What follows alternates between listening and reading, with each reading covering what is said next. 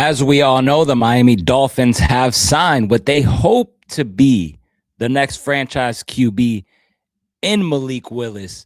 But is he the next franchise quarterback for the Miami Dolphins?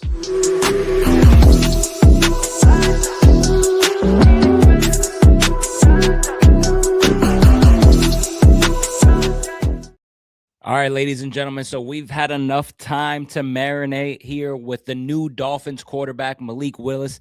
You have not heard my thoughts, as I have yet to make a video, and I do want to share my thoughts. If you are somebody that listens to my channel, welcome. If you're new, welcome as well. But Malik Willis is the next guy for the Miami Dolphins. Now, the question is, can he be the next franchise quarterback, right? Is he going to be that guy to take the Dolphins to the next level? Now, listen, the Dolphins have their work cut out for them, just like we all know. I mean, there is a lot of things to fix, but honestly, when you're trying to establish a culture, which is what John Eric Sullivan is trying to do here with Jeff Hafley, the main thing besides a GM and a coach, step 3 is a quarterback. And we've talked about this on this channel. So the Miami Dolphins are going after a guy who they believe is the next franchise quarterback. Listen, I'm not high on Malik Willis. And the reason I say that is because there's not much of a sample size for me to see to go out here and say, I love Malik Willis. But what I will say is this, I am totally on board, because why the hell not? Honestly, why not take a swing out of a guy that has, even though a small sample size, you take a swing on a guy like this. The contract is not bad. He signed for 3 years, $67.5 million, but you can get out of that third year. So think of it like a 2-year deal. Think of it as you're going to see Malik Willis ball here in year 1. And then if he is not good or up to par, John Eric Sullivan and Hafley have already said they're okay with drafting a quarterback until they get the right one. They're okay with competition. So worst case scenario, right? If it doesn't pan out, you draft one in 27 where the class is way better with the quarterbacks. You got Archie Manning coming out. Hopefully he's going to have a better season. Hopefully Moore has a better season. And you got a couple of those other top tier guys that are going to be coming out of next year's draft. So why not? Why not take a swing? Malik Willis. And listen, honestly, we all got a small sample size.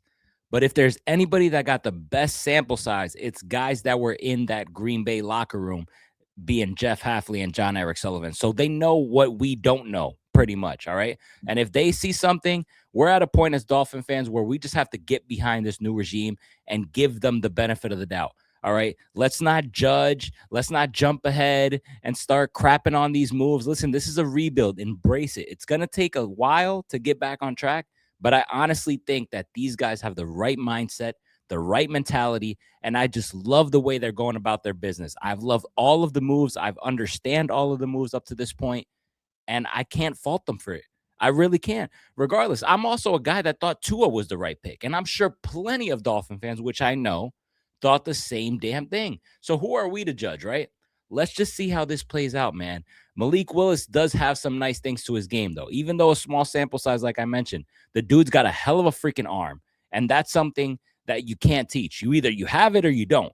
Throwing power is a real thing. If you looked at that game that he had last season against the Baltimore Ravens, man, he was throwing the hell out of that ball. We all know about his speed, right? He can roll out into the pocket. He can make plays happen with his legs. And man, how long has it been since the Dolphins have had somebody like that? I can't even think. I mean, Ryan Tannehill obviously was a wide receiver coming out, so he can run a little bit, but nobody can do it like Malik Willis. I don't think we've had somebody as dynamic as this dude is. The dude is a playmaker with his legs. He has arm talent, and the potential is there. So you have me sold on all of those things. Throwing power. All right, I'm bought in. Making plays with his legs. All right, I'm all in. I'm all in. That's fun. That's fun to watch. Hafley and Eric Sullivan know him the most, and they have seen the most because they were inside that locker room with the Green Bay Packers and with him. So those 3. And then number 4 is that the contract, even though it says 3-year deal, you can get out of this. This is fine. This does not hurt the Dolphins at all. The Dolphins can pivot from this if it doesn't pan out. Or best case scenario, you got your franchise quarterback in Malik Willis. Listen, question is, like I said, and like I mentioned in the beginning, do I think he is the next franchise quarterback of the Miami Dolphins? Obviously, I think it remains to be seen. But when you tell me that you have all of these traits, I think there is plenty of potential there. What worries me, though, is do we have Malik Willis in a situation where he can be successful? I think not. You got rid of guys like Jalen Waddle. You guys know we don't have Tyreek Hill. We lost a lot of playmakers. Devon Achane might be traded any moment now. Malik Willis is going to be out there by himself. So can we fully judge him on that? Hey, we've seen the great people in this league, the Tom Brady's of the world, and I'm not comparing them by any means, but we've seen good quarterbacks do a lot with less out there and make plays happen. And I think we'll be still, even though he has a lot of drop-off in talent around him, I think we'll still be able to get an evaluation. You got a whole damn full season where we can be able to tell if this guy's got the goods or doesn't. At the end of the day, the Dolphins did kind of add a lot of pieces in free agency, minimal moves here and there, one-year deals. Obviously, you want to keep that cap flexibility out there. Guys like Tutu Atwell, the dude can make plays. The dude is fast. He's young. He has potential as well. He still hasn't even, scratched the surface on what he could be. Jalen Tolbert, a guy who had a couple of nice games with Dallas Cowboys. He's a young guy. I believe he's only in his third year in the league. Another young guy. So I think there is enough out there. Obviously, the talent drop-off is, something that is, you can't sleep on that. But I think that we will be able to get this answer this full season. You got a whole damn season to figure this out. And I started to warm up to it because at first I was kind of off of this whole thing with Malik Willis. But the more I thought about it, the more I dissected about it, the more I understood the perspective of what this could be and know that this doesn't bother us at all. This doesn't hurt anything. So a lot of people I know are disappointed in the move. Why would you pay this money? Listen, it's not coming out of our pockets at the end of the day. And this is not Chris Greer anymore. Okay? Get that out of your heads, Dolphin fans. We're not going to be stuck with a 6-year, 7-year quarterback anymore. If it's not working, it's not working. These guys have already said that in their press conferences, in their, all of those availabilities that they've had. They've made that very clear. They will draft and compete until they get their guy. They're coming from a good organization in Green Bay, a successful organization, an organization that constantly is in the mix of things, constantly competing for divisions, getting into the playoffs, things that we haven't seen. So Dolphin fans, think about it. At this point in time, these two dudes know way more than us. So get behind these guys. Embrace it. I really do think brighter days are ahead. I love the freaking moves. I understand everything. Everything finally freaking makes sense. But it all comes down to this.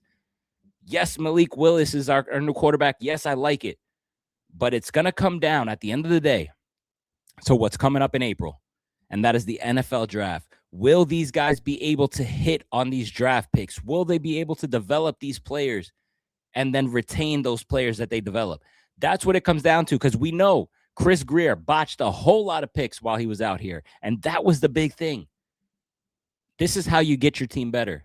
It's not with this Malik Willis trade. It's about what's ahead, and that is the NFL draft. That's going to kickstart this whole thing, this whole rebuild. All right, guys, so understand that even, let's say we draft a wide receiver here, at least he's going to get the ball with Malik Willis. So this is just the first little step. This makes the season more interesting, right? We don't want to see poor quarterback play. Now we have something to look forward to. This is a great, great time. Dolphins are on the right track, everybody. Let me know your thoughts on Malik Willis. If you like it, if you don't like it. And if you don't like it, please tell me why. I would love to know. Drop it in the comments. Hit the like button and subscribe to the channel. I'll catch you guys next time. Peace.